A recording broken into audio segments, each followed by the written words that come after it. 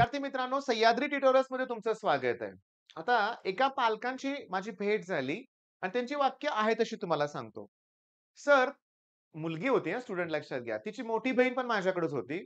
तर पालकांचं म्हणणं काय? "सर, ती मोठी हो, एक्स्ट्राऑर्डिनरी हो, ती खूप हुशार होती. हिच्याकडनं आमच्या जास्त अपेक्षा नाहीयेत. बघा 70-80 पर्सेंटाइल आले तरी लय झाले." बघा, स्टुडंट समोरच पालक म्हणतायत. आता ॲक्चुअली सांगू का, शेंडेफळ असं कधी ऐकलंय का रे तुम्ही? आता कॉन्व्हेंटच्या मुलांना असलं काही कळत नाही, तर मी समजावून सांगतो. कुटुंबात जो लहान मुलगा असतो ना, शेवटचा म्हणूया आपण, सगळ्यात लहान म्हणूया आपण, त्याचे एवढे लाड होतात ना, काही विचारूच नका. ओके, म्हणजे त्याला बिघडवण्यात सगळ्यांचा हातभार असतो बरं का. त्यांच्याकडनं अपेक्षा जणू काही नसतातच. नाही करेल तेवढं करेल, ठीक आहे, चांगलं आहे. पण मी तुम्हाला सांगतो, मला हाच दृष्टिकोन बदलायचा आहे. मी तुम्हा सगळ्या पालकांना सांगतोय, की एव्हरेज स्टुडंट वगैरे असं काही नसतं. आपल्या स्टुडंटनं केलं तर तो करू शकतोय. मला सांगताना अतिशय आनंद होतोय, की आता 10th स्टँडर्डमध्ये माझे काही स्टुडंट आहेत ना, ओके, त्यात माझा पण एक मुलगा आहे. 10वी ला माझा छोटा मुलगा आहे. वर्षभर ॲक्चुअली तुम्हाला सांगतो, तो महिन्यातून अगदी 10-15 दिवस काय म्हणा बाहेरच असायचा टुर्नामेंटसाठी. अगदी नॅशनल लेव्हलला पण त्याचं सिलेक्शन झालं, ब्रॉन्झ मेडल पण मिळालं. 4ला स्टेडियम गेला, की 9-10लाच परत यायचा आणि आलं, की ऑब्व्हियसली तुम्हाला माहिती आहे काय अभ्यास कोण करणार एवढं थकून आल्यानंतर. अंघोळ करायचं, काय खायचं, की झालं.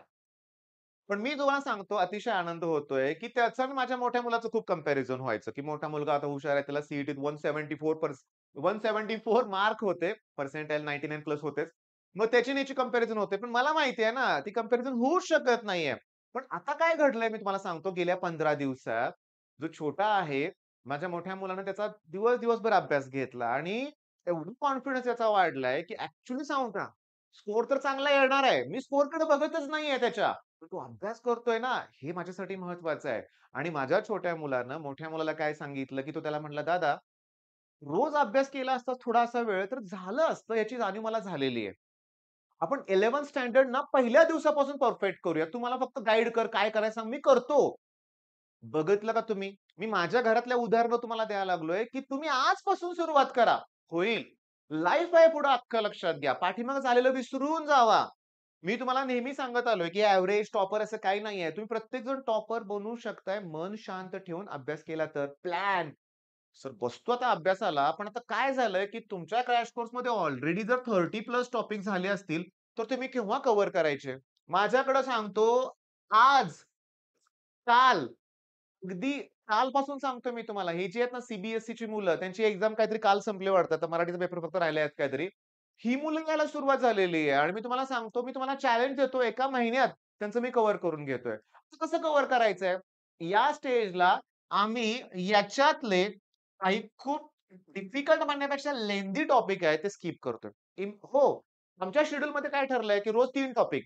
ओके. पण 3 टॉपिक करत असताना केमिस्ट्री परफेक्ट करा, मॅथ्स परफेक्ट करा आणि फिजिक्स फॉर्म्युला फक्त करा. फॉर एक्झाम्पल जर सुपरपोजिशन ऑफ वेव्ह असेल, तर त्याच्यात 500, 400, 500 पी-वाय-क्यूज आहेत. आठवड्यात जाईल. नको नुसती न्यूमेरिक फॉर्म्युला पण रिवाईज करूया. आता मी तुम्हाला क्लिअरली सांगतो फिजिक्स पैकी 50 पैकी 25 ते 30 क्वेशन हे जमतात तुम्हाला जमतात जर प्रत्येक टॉपिकचे फॉर्म्युले येत असतील तर. मग आता मला सांगायचं काय तुमच्या लक्षात आलं का? बदला स्वतःला आजपासून. घ्या टार्गेट तुम्ही. करून दाखवूया आपण. हे करत असताना मला सांगताना अतिशय आनंद होतोय, की याच्यात आमचा कॉन्फिडन्स वाढायला लागलाय. ॲक्चुअली लिमिट सांगू का? लिमिट म्हणलं की यल हॉस्पिटल रूल आणि मी तुम्हाला क्लिअरली सांगतो, एक क्वेशन फिक्स आहे लिमिटचा. ओके. एकच क्वेशन टॉपिक ऑप्शनला टाकू का? नाही टाकायचा. का माहितीये का? इंजिनिअरिंगला गेल्यानंतर यल हॉस्पिटल तुम्हाला असणारच आहे पहिल्या किंवा दुसऱ्या सेमेस्टरमध्ये. मग करावं लागणारच आहे. करावं लागणारच आहे लक्षात घ्या. कोण सोडतंय लक्षात घ्या. बरं लिमिट जमलं की कंटिन्यूटी जमणार आहे आणि त्याचा वापर पुढे कॅल्क्युलसमध्ये तुम्हाला लागणारच आहे थोडा. मग आता इतका कॉन्फिडन्स वाढलाय आणि मी ठरवलंय. बघा प्लॅन आमचा कसा आहे मी तुम्हाला क्लिअरली सांगतो. मॉर्निंग सेशनमध्ये तुम्ही केमिस्ट्री संपवा. ओके. प्लस फिजिक्सचे फॉर्म्युले रिवाईज करा मॉर्निंग सेशनमध्ये. ओके.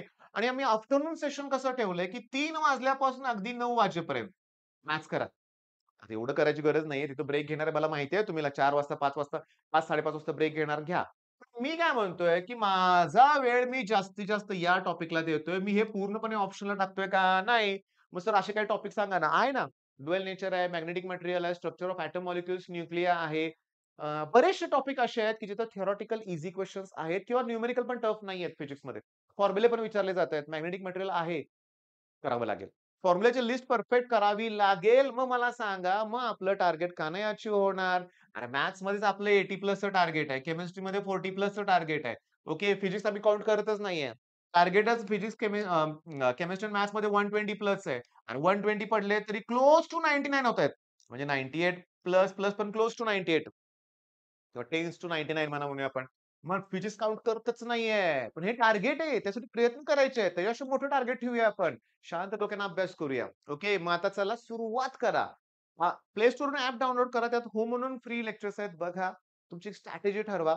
सॉलिड स्टेट फ्री आहे. बघा solid state, green chemistry, polymer, biomolecule सोपं आहे. थेरॉटिकल आहे. फक्त केलं, वाचलं असेल तर आठवेल ना, नाहीतर नाही आठवणार. त्यामुळे तुम्ही करायचंय. All the best.